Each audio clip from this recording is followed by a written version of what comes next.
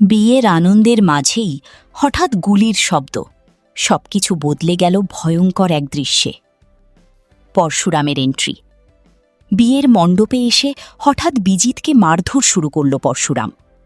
ঠিক তখনই পিছন থেকে বাবিন এসে মাথায় আঘাত করল। চাপা উত্তেজনা। বিজিত আর বাবিন মিলে তাকে চেপে ধরতেই সামনে এসে দাঁড়াল তটিনী, হাতে বন্দুক। গুলির শব্দ। একটা মুহূর্ত, আর তারপরই গুলির শব্দ। পরশুরাম মাটিতে লুটিয়ে পড়ল। তটিনী নিজের চোখের সামনেই থমকে গেল। তার হাতে তখনও বন্দুক, কাঁপছে পুরো শরীর। মনে একটাই প্রশ্ন, আমি কি করে ফেললাম? আতঙ্কের আবহ। চারপাশে চিৎকার, দৌড়াদৌড়ি, আতঙ্ক ছড়িয়ে পড়ল। বিয়ের আনন্দ মুহূর্তেই বদলে গেল ভয়ঙ্কর এক দৃশ্যে।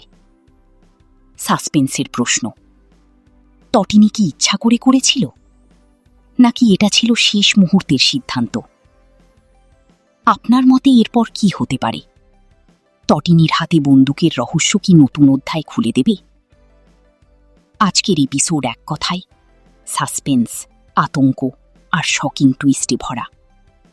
ওয়েডিং টার্নড ডেডলি শক। এবার দেখা যাক গল্প কোন দিকে এগোয়।